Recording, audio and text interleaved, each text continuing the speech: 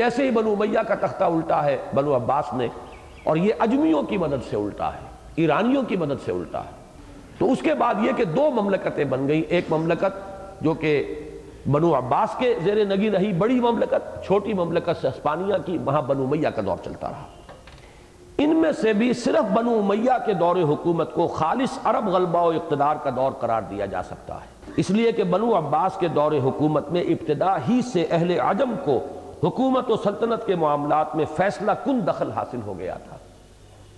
اور دراصل اسی نے عرب اقتدار کے تناور درخت کو اندر ہی اندر گھن کی طرح چٹ کر لیا، اور خالص عرب خون میں جو حرارت تھی اور قوت مقاومت موجود تھی، اس کا ثبوت اس سے ملتا ہے کہ بنو امیہ کی ایک شاخ جس نے اندلس میں قدم جمائے، وہ عالم اسلام کے قلب سے عرب قوت کے کلی خاتمے کے بھی 3 صدی بعد تک پھلتی پھولتی رہی، اور اس کا خاتمہ کہیں 15ویں صدی عیسوی میں جا کر ہوا۔ 8ویں 9ویں اور 10ویں صدی عیسوی کا زمانہ عربوں کے عروج کا دور ہے، جس کے دوران اسلام کے علمبرداری اور عالم اسلام کی سیادت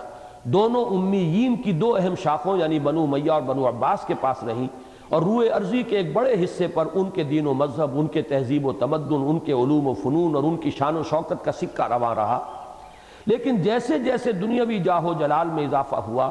جذبات دینی اور حرارت ایمانی میں کمی آتی چلی گئی، اور اس طرح یہ تناور درخت اندر سے کھوکھلا ہوتا چلا گیا۔ اس اندرونی اضمحلال کے اثرات کے ظاہر ہونے میں کچھ مدت ضرور صرف ہوئی، لیکن 10ویں صدی عیسوی ہی کے دوران واضح ہو گیا تھا کہ عرب اپنے عالم پیری میں قدم رکھ چکے۔ 11ویں صدی عیسوی کے دوران امیین کا انحطاط اور زوال اپنی آخری حدوں کو پہنچ گیا۔